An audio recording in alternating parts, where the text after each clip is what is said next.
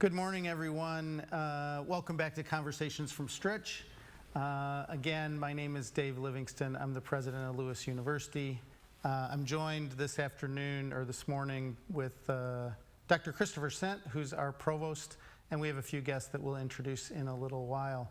It's great to be back. Last week, I took a few days away, and now I really feel like it's the last sprint to the beginning of the year. And so we really have about 3 weeks and a couple days until the first day of class.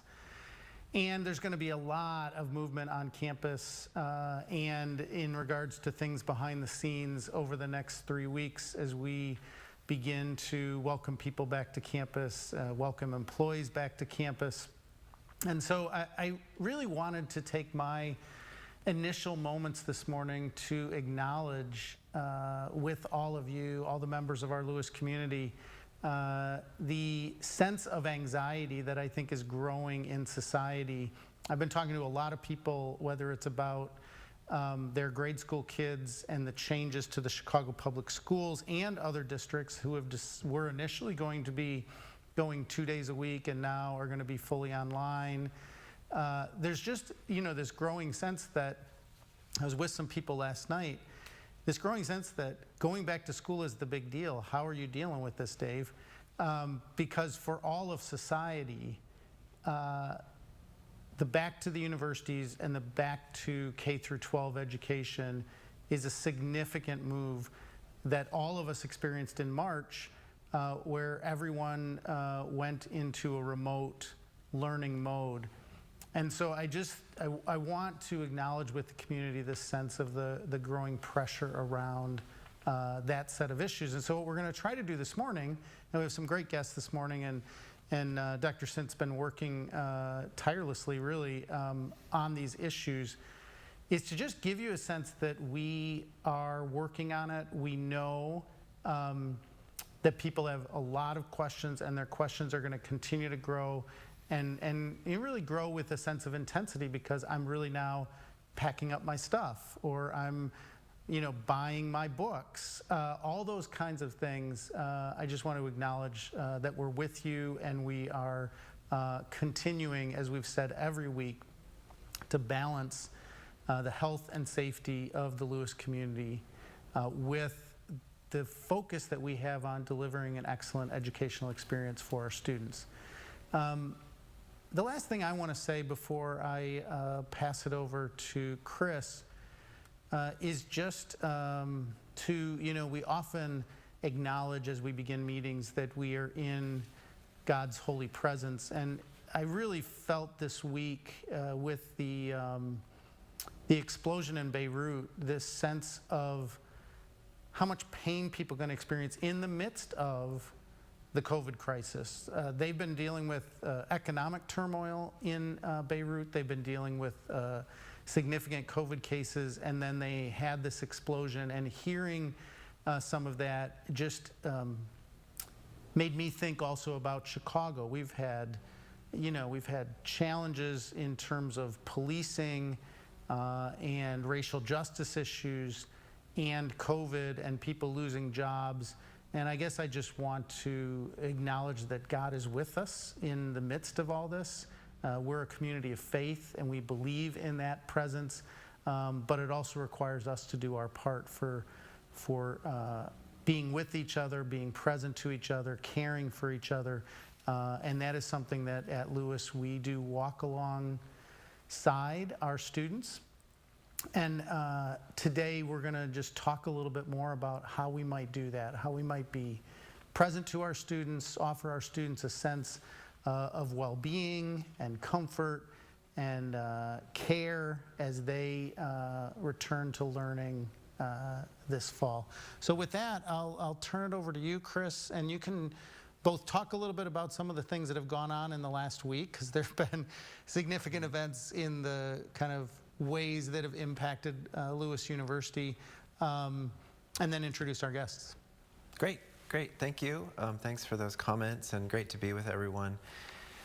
I guess the first thing I want to say, I do have several comments to make, or several updates to make before turning over to our guest. I'd actually like to mention who our guests are, because I know that people may be curious and they may be deciding whether they want to stay here with us for the next 45 minutes. So really what we've decided to do for the next 2 weeks is we know how many questions there are about how we're going into the fall semester, and so we're really decided to do a series of smaller returns to the conversations from Stritch, from people we've already met before, to give updates on how we're preparing for the fall semester and to respond to particular issues that are going on as we remain flexible.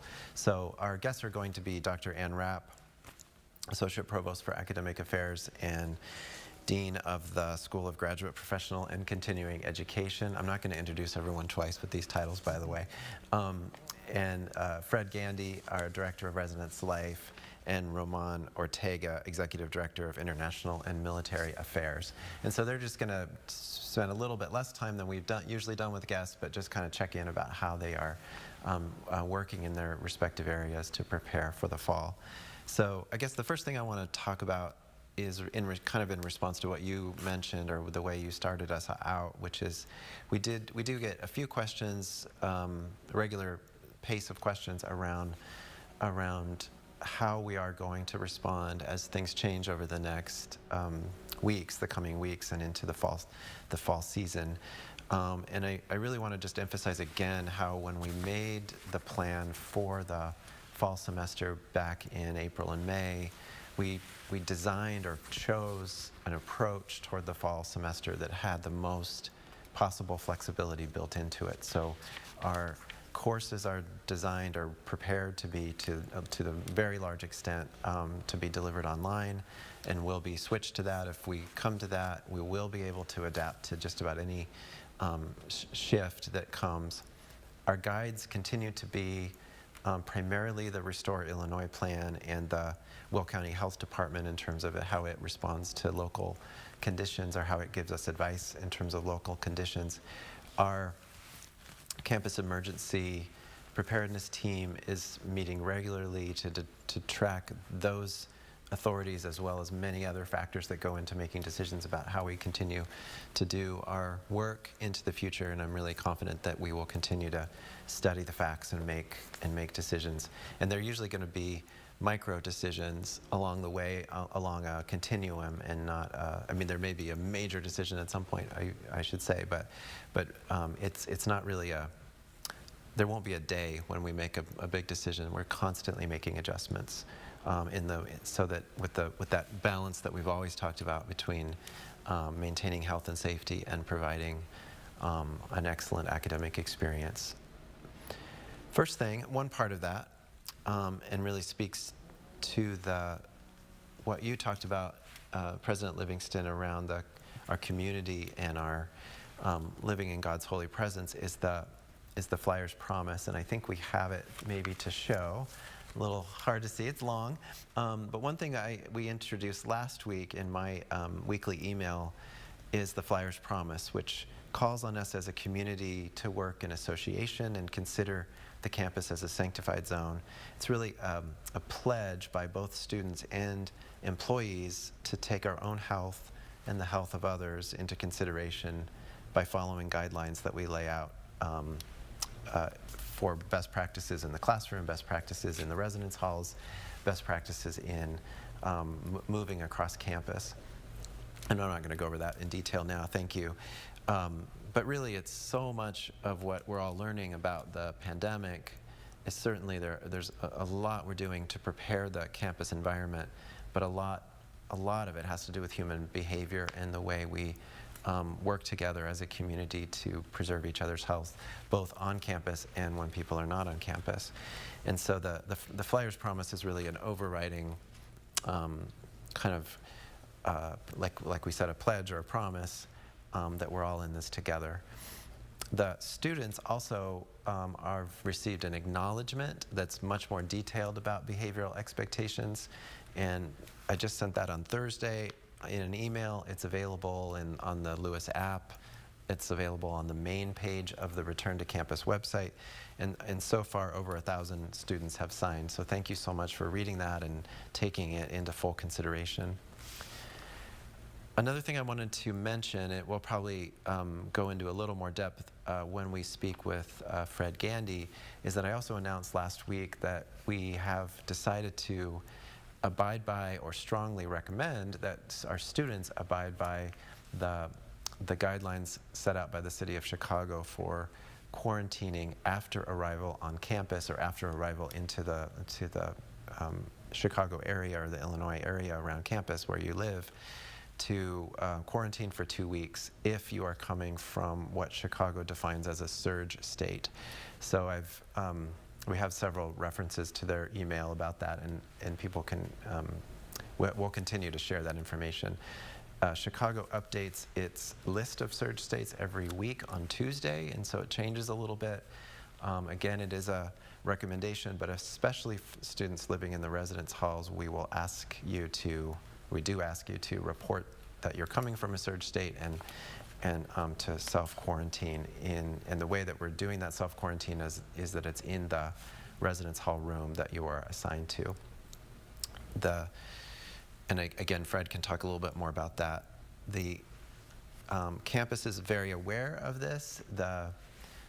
One of the major factors that impacts most students is that means they will likely have to quarantine during the first week or so of classes, depending on when you come and so on. And we very strongly support you in that. You know, the faculty are aware that a student may need to attend the first week online, and that is absolutely okay. I emphasized in my message last week that we didn't want this decision to impact people's travel plans. Again, that is my message. If for some reason a student feels like they need to come earlier in order to do that self-quarantine, then they can contact Residence Life and we can make arrangements about that. Two more things before we go on. One is that we did get a question through our Ask Us email about student activities. I would just there are many virtual student activities planned and happening even now and continuing into the fall semester. So please go to the go to the site of probably the main activity center that you're thinking about, but also the Return to Campus site has a student activities section, and you can look there for a list of activities that we have planned virtually. The final thing I want to talk about or mention quickly and maybe talk about a little bit with you is that yesterday the NCAA announced that it has canceled its Division II fall championships. So that for us that impacts directly women's volleyball, men's and women's soccer, and cross country, and so we're still taking in that information and processing it a little bit. But I guess I just wanted to ask you, President Livingston, because you're so involved in the GLVC, how you are taking in that information and what are the next steps? Yeah, it was. We knew the meeting of the Board of Governors was going to happen yesterday, so we saw that coming and people were awaiting it. What was somewhat surprising yesterday is, and not to get into too many details, but the Board of Governors put out a stricter set of guidelines that had to be followed by all of the schools, all of the conferences, all of the divisions. And within a half an hour of that being posted by the Board of Governors, the head of Division II, I know he had foreknowledge, but then made a statement to all Division II that all the fall championships were going to be canceled. So we have a meeting as presidents of the GLVC on Monday. That was already scheduled, and we will be holding to that schedule, but now we have this new information. We did schedule it on Monday because we knew an announcement was going to be coming out on Wednesday. Sometimes they're a day late in terms of the announcement, but sometime the end of this week.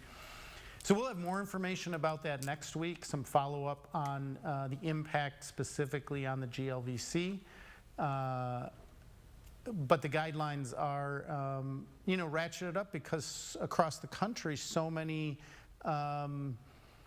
states, of course, this is a national organization, have seen these surges, and just the reaction to that and the ability to perform on that.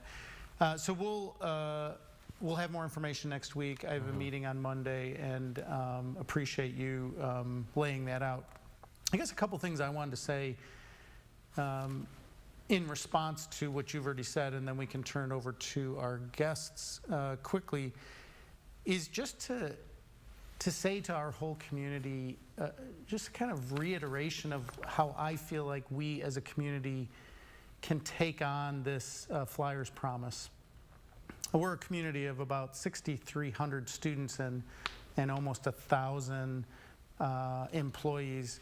And so that group of nearly 7,500 people, it's about how we live together as a community. That's really what the Flyers Promise, that we care about each other in such a way that we're willing to sacrifice a little bit of things that maybe we don't want to do, or we're less comfortable with. We don't want to wear a mask all the time. We don't want to wash our hands every hour.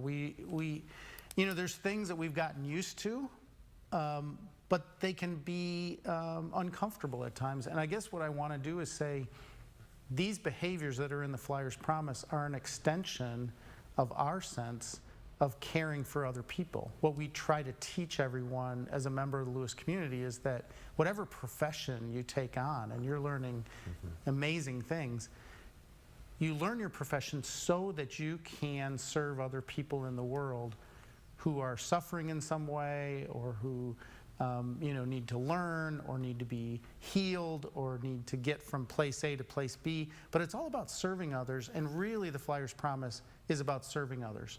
Those that you interact with on a daily basis on this campus, you have a responsibility, both how you behave on campus and how you behave off campus, because the way that you behave off campus in this situation can bring kind of the virus onto campus. And the other thing I would say is, I hope you take the time to read deeply the Flyers Promise. It was crafted in a way that really talks about our values. But I also think, there are these things in religious traditions called mantras. And as you read through things, a mantra helps you to kind of focus your attention on how do you want to live your life. And I think this Flyers Promise can help us to orient ourselves, and maybe something that people want to go back to on a weekly basis to kind of remind themselves of who we are as a community and what we owe to each other. But anyway, I really appreciate all the work that was done on the Flyers Promise, because I really think it's going to ground us as a community, no matter what happens this fall. And we really don't know what's going to happen this fall, but I think if we stay connected to that, it'll really help us through this. So I think we're going to turn it over to Ann. Yeah, so that's right. So we'd like to welcome Dr. Ann Rapp to join us to talk largely about the preparation of the classrooms. And I guess I'll just say one moment of preparation is that I know that Dr. Rapp sent an email to faculty last week about the details of preparing classrooms. Our Dean of Students, Kathy Slattery, I believe, is sending an email today to students. Maybe it's already happened, maybe is later today, with very detailed information about how the classrooms are being prepared and about how we expect people to behave in the classroom. So, Dr. Rapp, if you could just give us a little bit of a summary of that in this format, that would be great. No problem. I guess I would preface it by saying that many of the places that we go in public now have had changes made to them. So the grocery store, the restaurants, etc., they look different, and there are signals to the public about where to stand, how to socially distance, all these other things. And so you will see changes in our buildings and in our classrooms that are a shift from the past. Those changes might not be as dramatic as you might imagine. I know you may have seen on the internet some classrooms where furniture has been set up in ways that it's really far apart from one another, and furniture has been removed from classrooms, for instance. We made the choice of deciding to leave furniture in the classroom because it actually supports and enables social distancing, which is actually useful and helpful in terms of serving things. So basically, just let me sort of summarize how things are going to look when you come to class in the fall. Basically, we are going to socially distance when we enter the classroom, and we did a dry run and videotaped a class meeting, and so you'll be able to see that later in I think next week. And so we file into the classroom. We're going to have a system by which students sort of register their presence using a QR code, because it's really important that we know who is in the room at any given time. Students will have signs on seats that will enable them to know where to sit so that they're physically distant from other students. Everyone will wear masks in the classroom for the full class period. And that's going to involve a change that's kind of might be a difficult shift, in that I know we like to bring our coffee or a bottle of water to the classroom, or maybe even have a snack. We're going to ask for no eating or drinking in the classroom so that masks stay in place at all times. Faculty are not going to be able to move about as much as they usually do in a classroom. I know faculty can be really into the teaching and walk about, come closer to students, maybe look over a shoulder in ordinary times. But at this point, faculty are going to really be sticking towards the front of the room. In smaller classrooms, they will have a clear delineation in the front of the room that they cannot cross, so that we can make sure that everyone is safe in that classroom. And then at the end of class, we will ask for another kind of change. I know it's really nice to be able to come up to your faculty member after class and have a chat in the classroom, maybe about a specific point or a question you have. What we're going to do is ask that folks exit the classroom immediately afterwards, and then those conversations can take place physically distant in the hallway. And now that I've gone through the whole thing, I forgot about one specific, very important piece, which is when students do enter the classroom and are about to take their seats, and after they've registered their presence by scanning a QR code, students should sanitize their space where they'll be sitting, and there will be cleaning materials for them to do that. We think it's important that students have that autonomy and control over their space, as well as have that opportunity to sanitize their space. Great. That's great, Ann. Thank you Thank so you. much. And I really appreciate what you said about how it's really about I don't know. You can speak about sort of the conversation and the vision of going into this, but we've discussed so many different versions of how this preparation was made, and I think in some ways, just listening to you, I was thinking it's really coming back in some ways to behavior and as much as it is about fancy stuff. But I guess, could you talk a little bit about some of the other changes that have been made to the classrooms? Like, I know that we have improved the air filtration throughout, Yes. and maybe the microphones in the larger classrooms. Yes. So I'm obviously someone who doesn't know a lot about air filtration systems and air circulation, but in every building, we have increased airflow and circulation. So that is another intervention that we've made. Additionally, in our larger classrooms, about 20 of them, we are going to be, the Office of Technology is going to be doing this, and they're doing this work right now, are installing new microphone systems. So faculty teaching in those rooms will be issued a headset, and so that will be able to move about with them as they walk back and forth in front of the room, basically. And then additionally, we are adopting an app that students can download for free that can be used as a microphone. So, there was a lot of concern about whether our voices would be muffled. It is going to be challenging because we won't have the same access to facial expressions as we normally do. except in some specialized classrooms where we will have some clear masks because of the disciplinary conventions and the need to see the mouth in particular, for instance, in speech language pathology. So I think that. That's great. Any Thank you. other thoughts? No, I think that's great. And I think these are the kind of things, it's helpful. Obviously, we can't go into every detail. And I know, Ann, because I've seen the notes from the meetings that you run, these hundreds and hundreds of details that we've addressed over the last few months.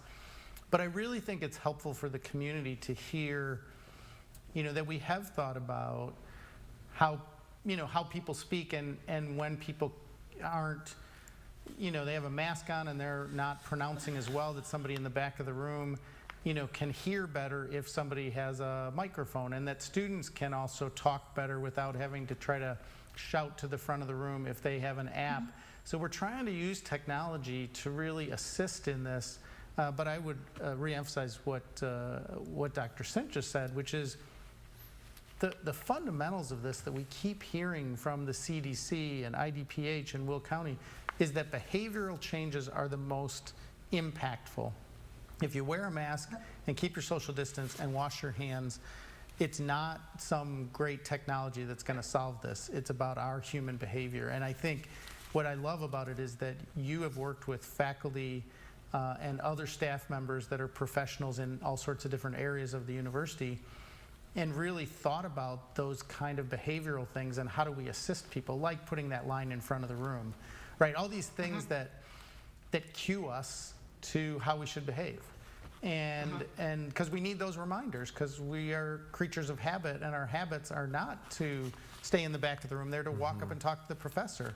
But if we see that line on the floor, we'll be less likely to do it. So I want people to know that, yes, they can ask additional questions, but I also am grateful to you, Ann, and your whole team for the kind of ways in which you've asked those questions for us as a community already, and then answered them through the changes you've made. And I guess I just want to also emphasize, because I don't think any of the three of us have said this quite out loud or explicitly, that we are following science. We know what we're learning is evolving, but we're following our best evidence of how rooms should be prepared, and evolving that as we learn more. And we're approaching it from the way that Lewis approaches the way we teach our pedagogy. And so we're not we're thinking about the best possible way for people to learn in a classroom environment, and then adapting the room based on the science and the knowledge of the COVID-19. And this is sort of a result of that, even though it might look a lot like the grocery store or something like that when you first see it. But it has in mind the way Lewis professors teach. We had one more question come in, Ann, that is related to the campus, and then I want to shift gears and ask you about online education. But and I know this is something you've thought a lot about. We have students with schedules where they have an in-person meeting of a class, soon followed by an online class that's synchronous. So they have to be somewhere where they can attend that online class. So talk to us about how you've thought about that and prepared a little bit for that. Yes, so I've been working with the registrar and meetings, events, and conferences to identify smaller spaces on campus, classrooms and conference rooms that can be outfitted for study spaces for students, so that they can get a quieter space, a space to sit down, a space to participate in an synchronous class meeting that might be at 10 o'clock, and then they'll be ready to go right to their face-to-face blended class meeting at 11. So these will be accessible online to reserve, because we want to make it easy for students to know that there will be a place for them. We're also setting aside some of those spaces for students who have accommodations and need an especially quiet space in which to work, because most of these spaces will probably have room for 2 or 3 students, and they will be maybe working at their personal laptop or on an iPad or whatever it is they prefer to use, but they will be in a room with other folks, obviously physically distant and safe as well, but having a place on campus to study and also participate in a class. So, Ann, can I ask a follow-up on that? So my assumption is that that students may want to begin to talk to, so there might be 3 students who, are residential students or know that they're in these classes together because they're upper class, majors, that they could reserve a place that might have spots for 3 and they could all be in the next class together, even though the class before that, they might have had, as you say, 3 different online or 3 different classes afterwards that are in person, but that one online course that they're all synchronously in together and they know each other. They could go to one room where there's enough room for 3 people. They could be in that class, and in some sense, it creates another model, which is interesting, which is that there could be a class with 15 students in it that is synchronous, and there could end up being 6 of those people that are in their homes spread out throughout the region, and then there could be 3 different pods of 3 people in different areas of campus, all experiencing that class, kind of together in that synchronous way. And that won't necessarily happen, but it could happen because you've created these many spots that students can reserve. Yeah. I hadn't thought about it that way, but that would be a great way to build community in these times. Great. So we have more people to talk to, so I just want to make sure we live up to our standard of having brief conversations with each of you. But I do want to recognize. No, it's not. It's my not you. fault. It's not you. It's him. It's the me. president, It as usually always. is. I guess we know that much of what we're doing in the fall is going to be online, and I know that that has probably been the majority of what you've been working on. So I don't want to overemphasize the classroom preparation, although I know that's where most of our questions are. So tell us what you've done with the faculty, leadership around how are we prepared for online education, and how is it different than it was in the fall? How is it the same? How is it different? Okay, so this is, I have to start out by kind of bragging about the work that faculty are doing, as well as the work of the Faculty Center for the Advancement of Teaching and Learning, because we have had 190 faculty participate in extensive, 4 to 6 week training and certification programs just this summer to prepare for fall. And we already have a large proportion of our faculty who've undergone these programs, but just within the summer, we had 190, which is just an incredible amount of work on the part of the faculty, dedication, and then just amazing work by the Faculty Center that facilitates these programs. I think that what we've been building on are standards we already had, and supporting faculty who didn't have as much experience in the online environment in the past as they had from spring and then moving into the future. And really one of the things that we've done is we've focused on what do students value most in an online learning experience? And that's whether it's a complement to a face-to-face meeting or whether it's a fully online asynchronous or a fully online synchronous course. And please check the website for definitions of those different kinds of courses. But we're focusing on what students really emphasize they want and need. And I've got them in 3 categories. One is interactivity and engagement. They want to feel connected both to their professor and the other students in the class. They want to feel like they're in a class, even if they're at a distance. The other is clarity and ease of navigation. So this is just all about making it as easy as possible for students to identify what they need, get to where they need to be in our learning management system, which is Blackboard, for every course that they're in. It should be intuitive and clear. The last piece is responsiveness and clarity around assignments and grading.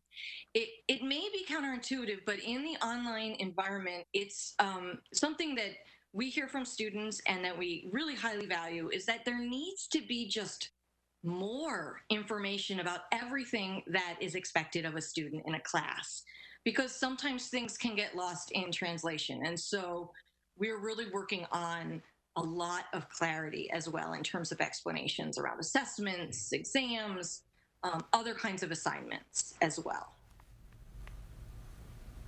I can pause there. That's great. Thank you so much. That's great. Very helpful and clear. Really helpful, Anne. So we've asked Anne to stick around in case there are more questions that come up for her, and we're going to turn to Fred Gandy. Welcome, Fred. Great to be with you. Great. Thanks for having me on. You bet. And so this is a lot of this is a refresher and amplification of things I know we've talked about before, but could you just go over how people will move in and maybe just remind us when? So we have a staggered move-in, which is very different than what we've had in the past. We're asking people to sign up for a move-in day, and then the Office of Residence Life will be responsible for signing your time. So you can go on our website, LewisU Student Services /housing, and if you go on there, there's a flyer under announcements that identifies how you will sign up. So first-year students will be Monday the 24th, Tuesday the 25th, and Wednesday the 26th.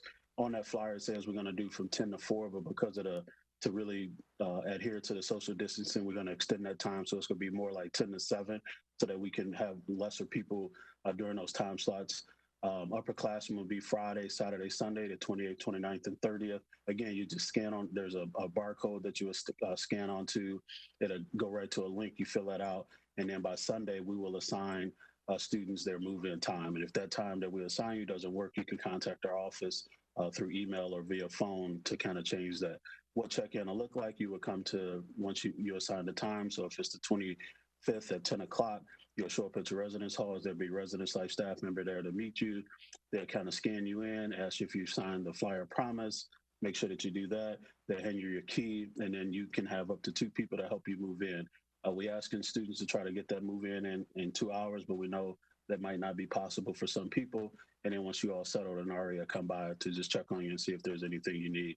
If you're an upperclassman, you can kind of remember what check-in looked like in the past. It won't necessarily be that type of check-in, but we will have moving supplies available. So what we call these speed carts or gondolas, where you can put things in and wheel it up to at least the door, or if your building has an elevator, you can take it upstairs. But that'll give you an opportunity to be able to load on everything from your car and then get it into the building, and then you and your family could take your time and kind of move into your room. So that's kind of the quick of what move-in will look like for those days. And if you haven't heard back, we have started to approve those. We gave until August 1st, but the link is still open. So if you haven't, please make sure that you go onto that link and sign up for a move-in day so we can assign you a time, because that's the only way that you can be checked into the residence hall. Thank you, Fred. New topic. Could you talk a little bit, I know you've been working really closely with our dining provider, Sodexo, and could you talk a little bit about how that will look in the fall semester, how dining will look?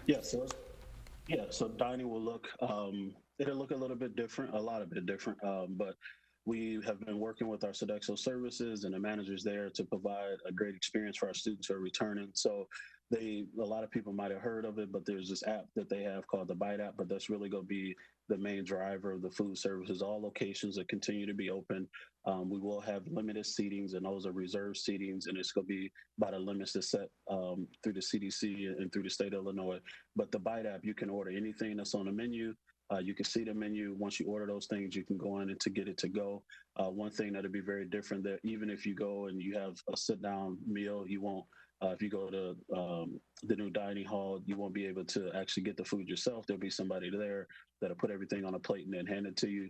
There will be very limited numbers of students to be there, so the to-go option will be a great way to go. You can sign up. If I want to go to Charlie's Place and get a burger, fry, and a drink, I go to the Bite app, I sign up, and then once you get there, it's kind of like your order be ready there on the table, and they have a really good system to do that. And if you are eating, you will have to if you're eating in, you have to definitely social distance, and that group that you come in with will be the only group that you can eat with. You can't go around and change tables and things like that. at the drink service station, that'll be served to you. Everything will be necessarily served to you. There won't be like ketchup and mustard. The pump stations, everything will be individually wrapped to make sure that we adhere to all the CDC guidelines and recommendations that are out there. Great. So you mentioned the BITE app. I assume that's BITE. And how do people get that app? You can go right to the Google or the Apple store and download it. But we're going to have, we created these flyers that you'll get during check-in, and we also put it on our website. That's a quick QR code that once you scan it, it'll take you right to the app, and then you can register to do that. So we work with our Sodexo services. So that'll be part of your move-in packet is how to do that. And that'll also be some of our first programming in the residence hall would be around how do you navigate the new dining service system on campus. So, Fred, just a little question on that, and I know that, but returning commuter students, so they're going to have, in some sense, less of this orientation around an app like that, but they're still going to want to use the food service because they might be here for a class at 11, and then they have another class at 2. They're going to stay on campus. They want to eat lunch. Is this also on the return to campus part of our website where they can go on there and see about the BITE app? And I guess the other thing I would wonder about is there a way in some sense to practice it? I mean, with new apps for me, I always like to practice it. So will Sodexo, a couple days before classes, will you be able to go on and just kind of see what it looks like, see what a menu looks like?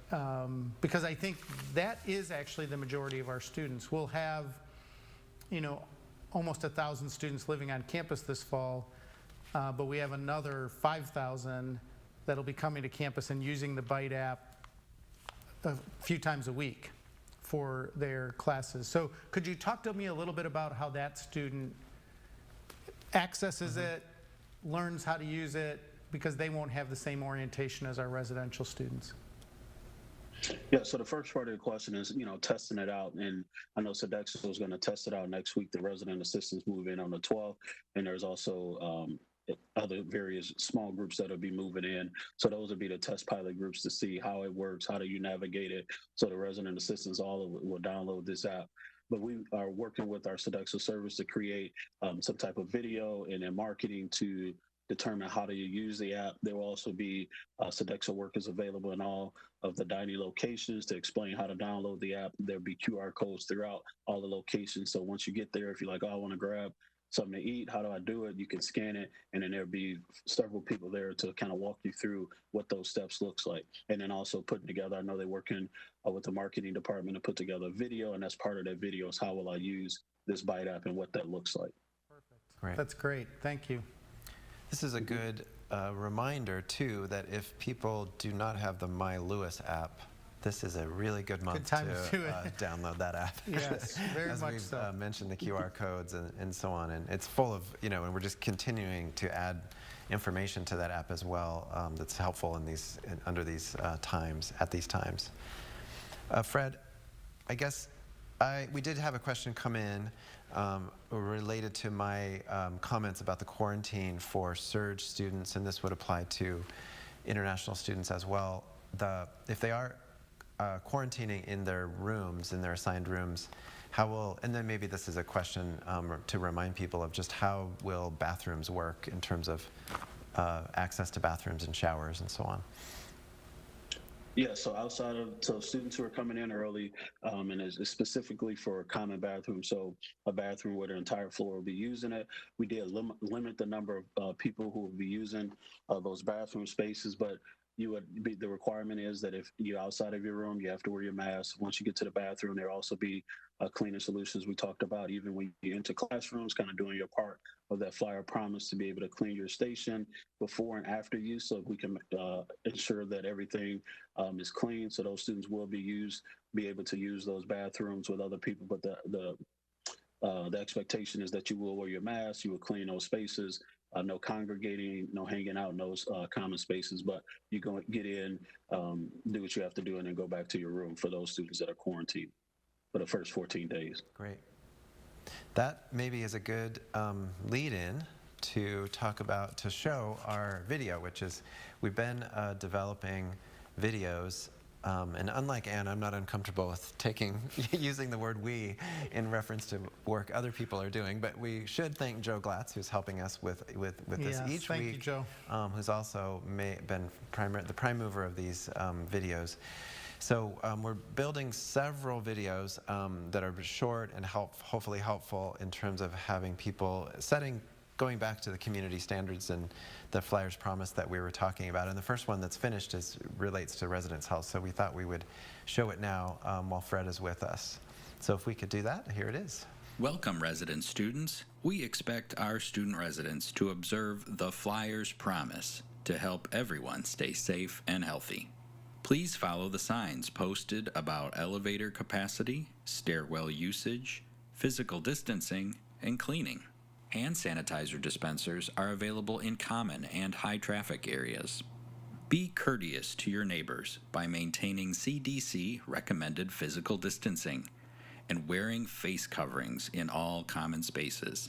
Be mindful that each resident can host only one Lewis University student guest within his or her residence hall room, and no overnight guests are permitted. In an effort to augment custodial services, cleaning and disinfecting of bathrooms, we ask resident students to help with cleaning and disinfecting of various common areas. Students residing in suites will be required to clean their own bathrooms. Students residing in traditional halls are advised to disinfect the area they will be occupying prior to use. And each community bathroom will have supplies for students to use. If you experience COVID-19 symptoms, contact the Lewis University Health Center. The Residence Life staff is committed to providing a safe and fun residential experience. That's great. Yeah, Thank you again, Joe. Yeah, and thanks, Fred, for your help with that particular video. So watching that video, it reminds me that we got a question during this hour that maybe Fred and maybe Ann could reflect on, but I'll take a stab at responding to it first. Going back to the Flyers Promise, and just watching that video just reminds me how much we're expecting of our community members in terms of maintaining these community standards that we've been talking about, in terms of maintaining physical distancing and wearing face coverings are maybe the ones that were obvious in that video. The question is how to, and this is a common question, and usually it is the word enforce, how these standards are enforced when people are not abiding by them. And it's a complicated answer, and one of the underlying reasons why we wrote the Flyers Promise the way we wrote it, because we really want the community to understand that they have individual members of the community to understand that they have a responsibility to maintain the standards that we've set. We're also talking with supervisors and faculty in preparing them for difficult conversations, for example, and giving them some guidance and even some language to use. If a student, for example, it could be an employee, it could be a student, if possibly, how to approach that student, how to remind them of the standards and the particular thing that they're not doing. These are all things that we do all the time anyway, but we recognize that it's amplified right now, and that there's a lot more emotion over things than would be typically. So we're really empathetic to that concern and that question, which we've heard a lot. And one other aspect of, I guess, what I call enforcement, in some sense, is that we have told all of our employees that are, I guess what I would say, other facing, so whether it is another employee or a student, that if somebody comes in and is not complying with the CDC guidelines, so for instance, they're not wearing a face covering and they walk into the financial aid office, the financial aid office will not serve you, just like if you try to walk into Panera and you don't have your face covering on, they won't serve you. So all of our employees have been given that ability, that kind of, to say, until you put a face covering on, I'm not gonna, I can't help you. And so, and we will have face coverings available to people, so if you forget one, we will make areas where you can pick one up, though we expect that people will have those for themselves. So just another more subtle way of enforcement is just the non-service to somebody who is not complying with the guidelines. Yeah, and I guess two other little details that go into that, and what you were just talking about is really a culture change or a cultural habit that we're trying to develop. And something that we've all mentioned, Ann mentioned it, Fred mentioned it, and was in the video, is that there are going to be signs everywhere reminding us of the behaviors that we expect. And so we hope that that will make an impact.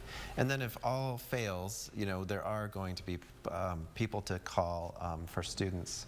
That would be the Dean of Students or our community standards approach. And for employees, that would be HR. That is how it always is, and we try our best to minimize those two offices being involved in this type of thing, and try to have our community members maintain a safe and healthy and civil community, and it usually works, and we hope that will happen most of the time. But there always is a place to go if someone is having difficulty. And Fred, we had a quick question come in that I think I know the answer to, but I would rather have you answer it than me because I might not be accurate on it. So it's a question about whether employees can download the Byte app. And my assumption is that not only could employees do it and use it, but even if a parent was dropping somebody off and wanted to use the Byte app, they could download it quickly using that QR code and buy their daughter or son and her or his brother who is helping them move in something and get it to go for the road as they drive back to Indianapolis or wherever they're going. But an employee can have the Byte app and use it on a regular basis, I assume. Is that correct? Yeah, that is correct. So anyone can download it. You just have to kind of register it. And once you get registered, then you can go ahead and use it and fully function and be able to pick orders up and things like that. So yes, anyone who's visiting our campus who wants to grab a bite to eat will be able to download that app and utilize that service. Perfect. Thank you. Okay, Roman, thank you for waiting so long, but welcome. It's great to be here with you. Just to remind people, if you don't remember, Roman Ortega is our Executive Director of International and Military Affairs. And so certainly there's been a lot of talk and changes and concern about international students especially, which is why we wanted to bring you on in the last 3 or 4 weeks. So maybe just to begin, could you talk about how we at Lewis are supporting our international students who are coming to campus? Some of them may be returning students, some of them may be coming from another location in the United States, some of them may be coming, making that trip into the United States as they move in. So how are you tracking that and supporting those students?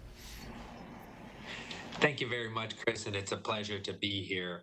I want to start off by making sure that all of our international students know that we appreciate them being here and they're providing a global perspective on our campus and really enabling the growth of all of our students. And that the faculty, staff, and university overall is here to support them during these challenging times as we persevere through them. So what we're doing to support our international students as they come onto campus is our International Student and Global Scholar Service Office is integrated with the Residence Life Planning Group to ensure that safety, housing, and food is going to be provided appropriately per their needs. We have the International Mentor Program, which is providing a one-on-one advisement for incoming and new students from overseas or transferring throughout the summer from point of admission through the whole semester. And that same office is reaching out robustly to each one of our returning students to ensure they know the standards, they have any questions regarding immigration and customs questions for their visa status. We are also facilitate transportation to and from the airport with welcoming kits if they need them. That would include bedding, etc. We don't want them to feel alone or that they don't have certain amenities that keep their health and sanitation complete during that time. And then lastly, we are providing a virtual orientation for new international students and transferring students, in addition to SOAR, student orientation and registration, to support their academic and social integration at Lewis University. That's great, Roman. So can you just give me a little sense of I know you probably addressed all these, but what are the kinds of questions your office is getting from our international students, and what's the kind of, we know what it's like to live in the Chicagoland area and how we're dealing with COVID and all those kinds of things, but can you give the audience a little sense of, what our international students are talking to us about? Because I know you have a team of 4 of you, and you're, really great at working with our students and again, working with our student life personnel as well. But what are you kind of hearing from our international students? So we get a lot of questions regarding immigration status and any changes that is happening from the presidential administration regarding that. So we make sure that we're in close coordination with Homeland Security and CVIS to ensure that we understand the standards and regulation, and we can communicate those effectively to our students, whether it's F1 visa status, OPT, CPT, and all the other nuances that come with those legal statuses. So they have questions regarding that. They have questions regarding housing and how we're going to support them during that transition from outside of the country or transferring from a different state. In addition, to providing them the community support that they're looking for when they get on campus. And then lastly is really how are we going to phase opening the campus, and are we going to stay hybrid? Questions that are really pertain to that we may not be the persons to answer that, and as the provost has done numerous times before, well, explaining how that process is going. Great, thank you. So, Roman, just one more question, I think, is, I think I doubt if our international students are confused by this, but most of us are hearing so much about the decision to require international students to take in-person education, and then the reversal of that decision. So can you just clearly sort of state what's expected going into the fall? Yes. During the past couple months, the DHS and ICE regulations were updated and changed a couple times, and guidance given. While this caused a bit of confusion, there is now one clear policy. Because Lewis University is offering a hybrid model of education, all of our international students can legally remain within their visa and studying at Lewis University. In the fall semester, regulations will permit international students to study online courses as well if we no longer go hybrid or their degree plan does not support a hybrid methodology. This also means that some of the international students have decided to remain in their home country and will study remotely from their home countries. Integration with academic student services and Mary DeGraw assisting those students and how they're going to be staying in their home country and transitioning their course schedules to fully online. So again, a one-on-one advisement on how to do that. So in summation, current regulations allow students to study fully online while at Lewis University. They can also study in the hybrid methodology if their degree supports that. For currently enrolled students who left the U.S. in the spring and remain overseas, or for those who just choose to return home for the fall who are still in the U.S. now, as long as they continue to remain enrolled full-time, which is 12 credit hours for undergraduate, 9 credit hours for graduate, for their institution, their immigration paperwork will be maintained by Lewis University and active with ISS, so that Michael Facchetti and his team, and student visas will not be affected in the spring and fall and will have no effect whatsoever. So if they have any questions or concerns, please, they can address it with my team. They can come directly to me, and I will ensure that someone on our team can fully support them on a one-on-one basis. Great, thank you so much. Very comforting. Yeah, I mean, it's a lot of information, Roman, but that was really clear and I think emphatic in our support of our international students, but also the knowledge that we have as an office, you and your team has, of the regulations. It comforts me, not that I wasn't, but I mean, if I was a parent of an international student, or I was a grad student who was, you know, about to get on a plane from somewhere else in the world to come over to Romeoville, Illinois, and start my graduate degree in aviation or nursing or whatever, it's very comforting to know how well you know that information and how supportive Lewis is of our international students. Yeah, thank you, Ramon, and Michael and Tyler and Chris and everyone in that team. And we don't have time for it today, but also for your work for our military students, our veterans, and you and Scott are doing incredible work to support them as well. And I know that's a great strength of our work at Lewis, and I'm glad it's continuing through this pandemic.